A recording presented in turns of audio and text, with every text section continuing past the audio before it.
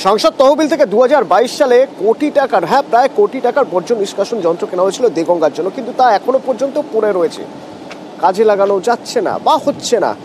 আবার অভিযোগ উঠছে ওই যন্ত্রের ভিতরের ব্যাটারি নাকি নেতার বাড়িতে কাজে লাগানো হচ্ছে।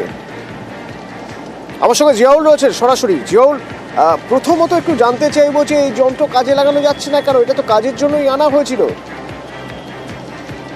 অর্থাৎ বারাসতের সাংসদ কাকলি দোস্তেরা তার তহবিল থেকে প্রায় কোটি টাকা ব্যয় 2.5 বছর আগে ধুমধাম করে দেগঙ্গা পঞ্চায়েত সমিতির অধীনে যে সমস্ত পঞ্চায়েত রয়েছে সেখানে ভ্যাটের পরিকল্পনা করা, অর্থাৎ এই বর্জ্য নিষ্কাশন যন্ত্র, সেচ পুল সহ একাধিক গাড়ি যন্ত্রাংশ সেখানে পাঠানো হয়েছিল, দেওয়া হয়েছিল। কিন্তু 2.5 বছর অতিক্রান্ত, সেই জিনিসগুলো একটাও এখনো ব্যবহার করা যাচ্ছে না, পুরোটাই জং ধরে নষ্ট হয়ে যাচ্ছে।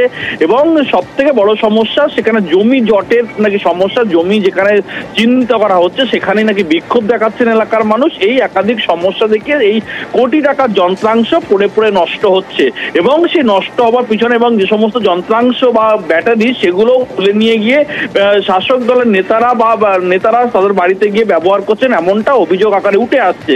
কিন্তু এই কোটি টাকার সম্পত্তি বা কোটি টাকার এই যে নিষ্কাশন বর্জ্য নিষ্কাশনের জন্য কেনা হয়েছিল সেগুলো আস্তে আস্তে নষ্ট হয়ে গেছে। ইতিমধ্যেই কিন্তু পঞ্চায়েত সমিতির বলা হচ্ছে যে পরিকল্পনার অভাব এবং জমি সমস্যা, এরকম একাধিক।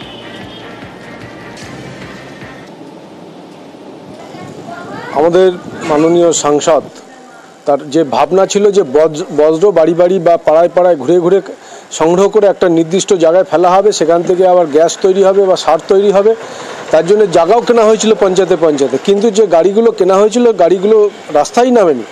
এবং এই যে ভাবনার পিছনে যে দুর্বিসন্ধি ছিল সেটা এখন বোঝা যাচ্ছে। মানে সরকারি টাকা একটা 9-6 করে টেন্ডার ডেকে কিছু নিকৃষ্ট মানের দ্রব্য কিনে টাকাটাকে খরচ দেখিয়ে তারপর তার যে ইউটিলাইজেশন সেটাকে সঠিক জায়গায় না পৌঁছে একটা বড় দুর্নীতি এর পিছনে লুকিয়ে আছে। এর আগের বার যখন আমাদের মাননীয় সাংসদ কাকলি ঘোষ দস্তিদার তারই আর্থিক টাকায় আমাদের দেগঙ্গা ব্লককে বর্জ্য নিষ্কাশনের জন্য এই গাড়িগুলো আমাদেরকে দিয়েছিলেন, আমরা চেষ্টা করেছি বহুত জায়গায়, দেগঙ্গা 1 থেকে শুরু করে কলসুর 84, যাতে জায়গাটা পাওয়া যায়। আমরা যেখানে গিয়েছি জায়গা তৈরি করতে সেখানে আন্দোলন হয়েছে, যে কারণে এখনই পরিকল্পনার অভাবে সেগুলো পড়ে আছে। জমি আমরা 3-4 জায়গায় একটা চিহ্নিত করেছি, আমরা তাদেরকে ডাকবো, ডেকে আমরা কথাবার্তা বলে যত শীঘ্রই সম্ভব এই জিনিসটাকে ইউটিলাইজ করা যায় আমরা চেষ্টা করছি।